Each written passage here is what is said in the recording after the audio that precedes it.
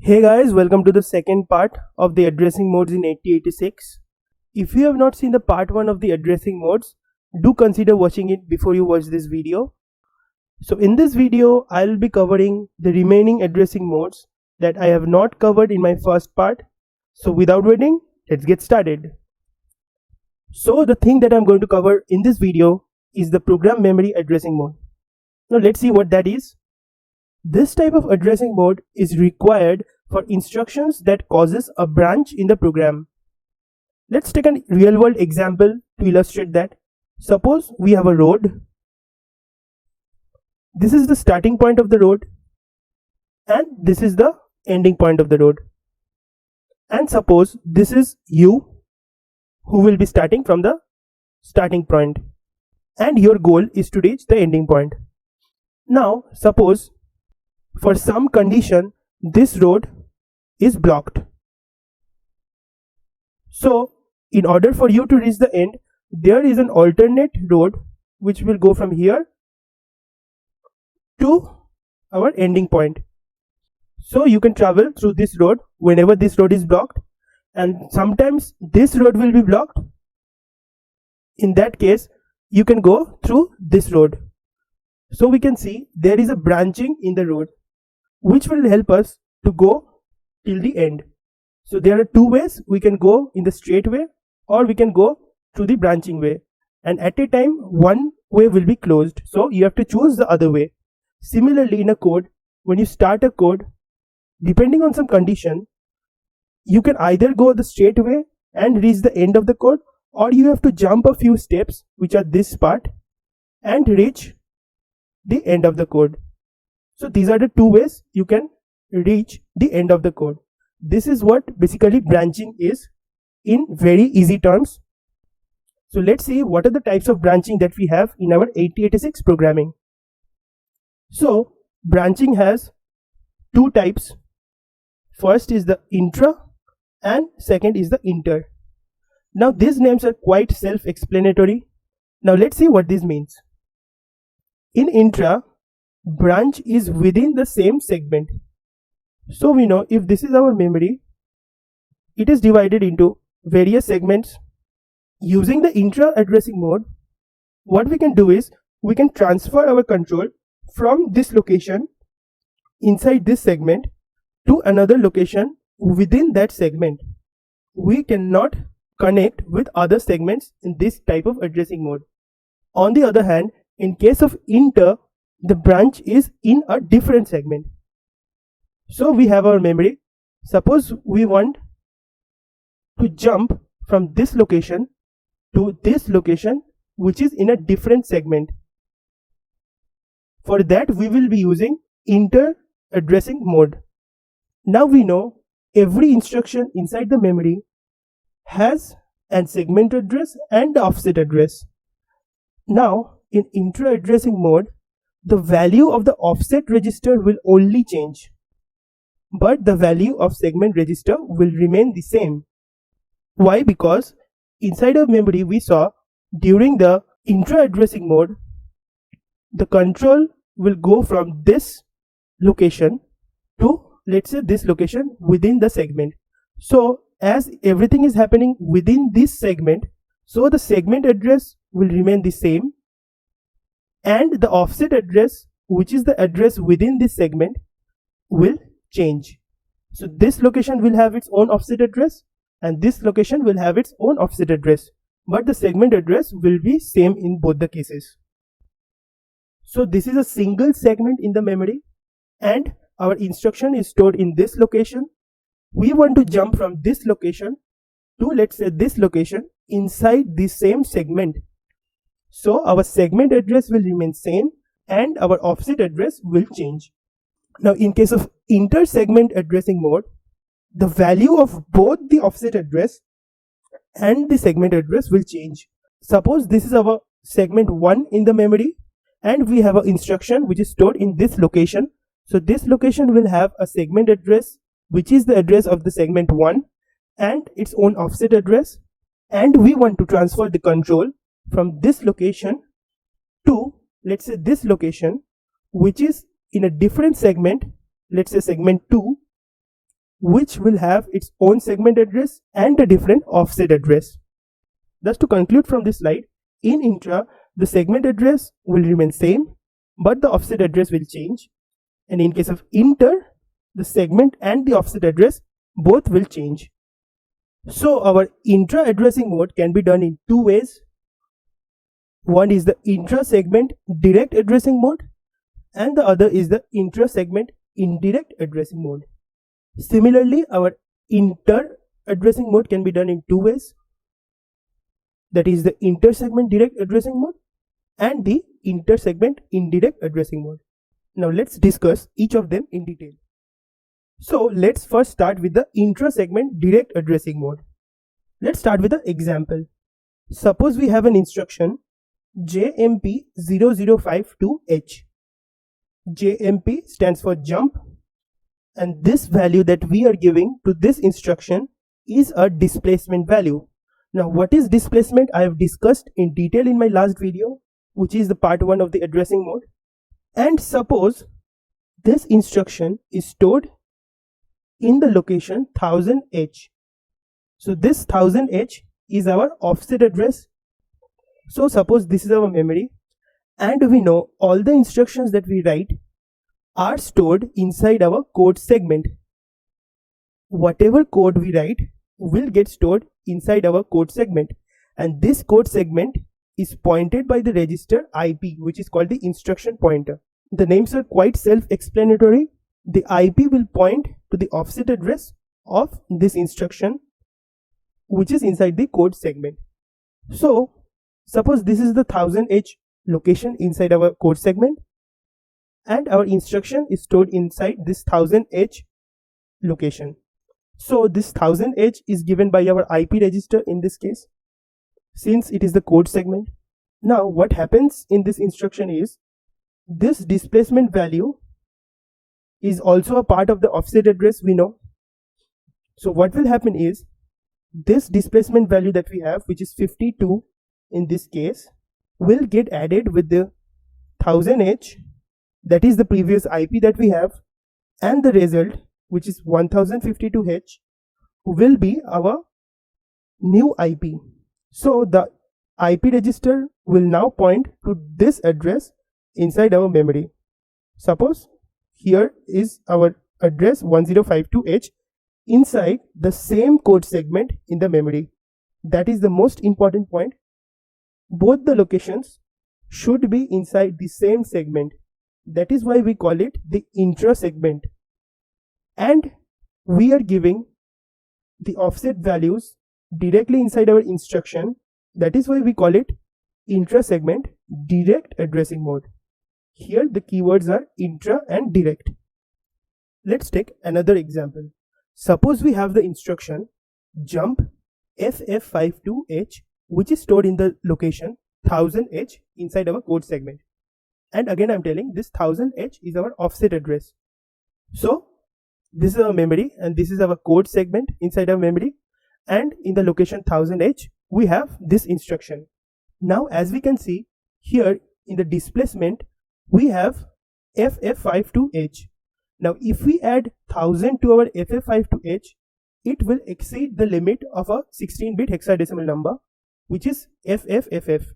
Thus in this case we have to keep one thing in mind, is that displacement is always signed. So if we convert this FF52H into binary number, it will come as 1111 for this F, and for the next F we will have again 1111. For 5 we will have 0101, and for 2 we will have 0010. This is our binary equivalent of this hexadecimal number. Now we can see the MSB, that is the most significant bit of this binary number, is 1, which is this one, which means this is a negative number. Now what we have to do is, we have to find the 2's complement of this number. So we have to find the 2's complement of the number. So this is our number. At first we will find the 1's complement, which will be given as, for this number the zeros will change to 1 and the 1's will change to zeros. So similarly for the other 4 we will get this. This is our 1's complement of this binary number. and we will add 1 now in order to find the 2's complement. So the 2's complement will come as this number. This is our 2's complement of this binary number. Now if we convert this 2's complement number into hexadecimal again, we will get 00AE. Now what is this 00AE? This 00AE is the number of steps that this jumps will go backwards. So suppose here is the location that we will get after going this much value backwards of 1000H. So this control will go from this location to this place, that is 00AE steps backward. So this might be a little bit confusing, but if you see this part again, then everything will be clear. The next addressing mode that I am going to talk about is the intra-segment indirect addressing mode. So last slide we discussed about direct addressing mode. In this case, we will be discussing about indirect addressing mode. Now in this type of addressing mode, the offset address will be provided by any of the memory indirect addressing mode. Now what are the memory indirect addressing mode? In my last video, which is the part 1, I discussed about the various types of indirect addressing mode. We saw the case where a base register, which is either the BX or the BI, is specified inside these brackets. We saw another case where the index register, which is the SI or DI, are specified inside the brackets. Another we saw was the index plus displacement, that is either this 2 of the register, which is the index register, plus some displacement value, let's say 05H. Similarly for base also, it can be BX plus 05H or BI plus 05H, any of the base register. For index plus base, we can have the combination of any of these 4. Let's say for example we have BX, SI, and at last we saw index plus base plus displacement. So all the 3 things are combined to give the offset address, right? So these were the few ways of getting our offset address. So after our jump instruction, any of this combination will be written inside brackets. This is the basic syntax for writing our intra-segment indirect addressing mode. Let's take an example. Suppose we have jump in brackets, we have BX plus 18H. So this is of the form base plus displacement, because BX is a base register and 18H is a displacement value. Now let's say this instruction is stored in the location 1000H inside our memory. So whatever is written inside the brackets will be the location for our new IP. Let's see that in detail. Suppose the value of BX is 2000H. So the location for our new IP will be this 2000H, which is the value of BX, plus 18H, which is our displacement. So our new IP's location will be 2018H.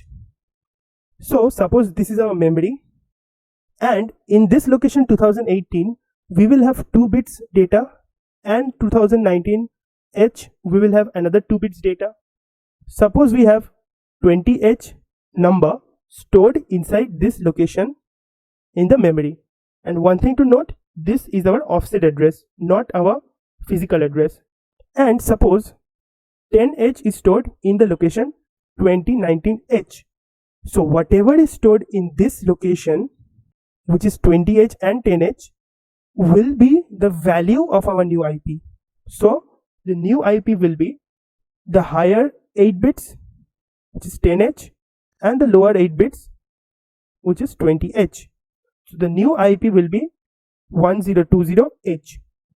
So our control from this location 1000H inside our memory will jump to 1020H location.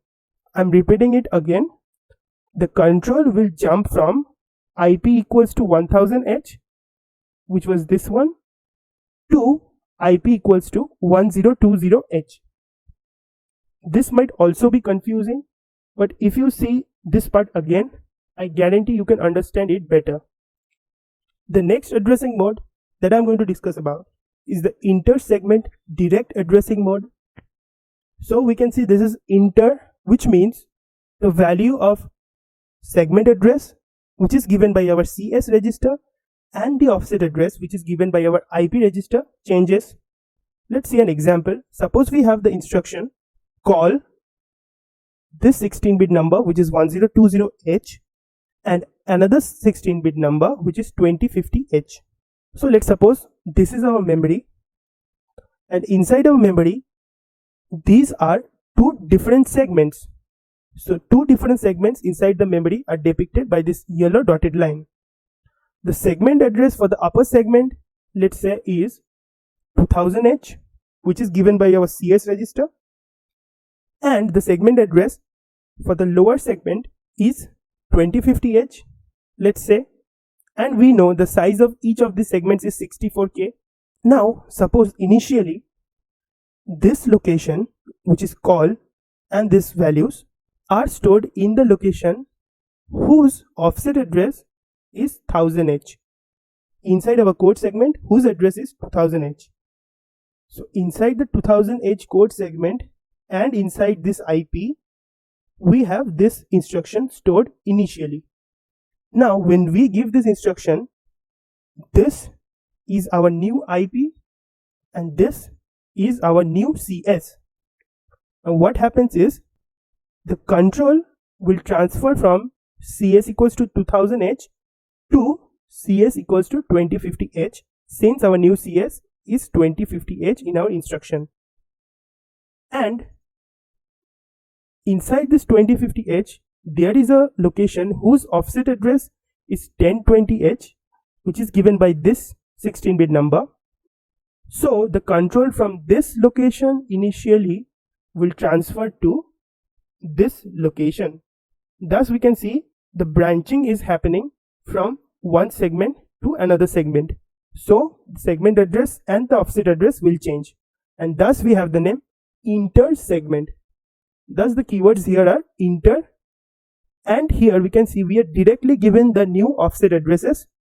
That is why it is called direct addressing mode. So the last addressing mode that I'm going to discuss in this video is the inter-segment indirect addressing mode.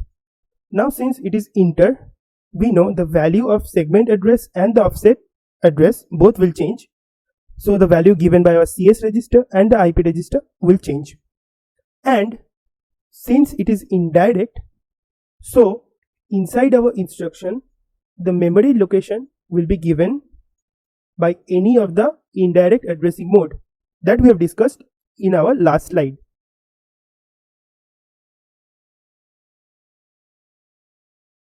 So let's take up an example. Suppose we have call, inside brackets we have bx plus 05h.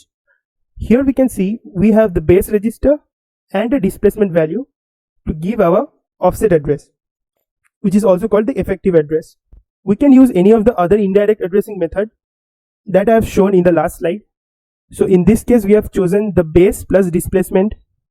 So suppose this instruction is stored in our memory where the segment address is 2000H and the offset address is 1000H, which is given by our CS and IP register respectively. So this is our memory with two segments which are denoted by yellow dotted lines, and let's say our BX has a value 2000H. So this 2000H will get added by 05H to give 2005H, and in our last video we saw the BX gives the offset address inside our data segment. So inside our data segment we have 4 bytes whose offset address starts from 2005H, which we got from here, and goes up to 2008H. Now since we know it is an inter-segment addressing mode, the CS value and IP value will change and the new CS value and IP value will be required. That is the reason we have 4 bytes. The first 2 bytes will have our IP and the next 2 bytes will have the new value of our CS. So the new value of our IP will be 1020, which is 1020, and the new value of our CS will be 2050.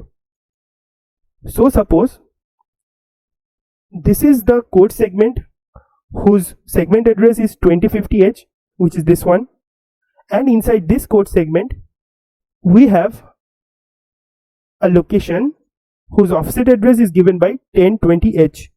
So by this instruction we can say the control will go from this location, which is 2000H segment address and 1000H offset address, to this location whose segment address is 2050H and whose offset address is 1020H.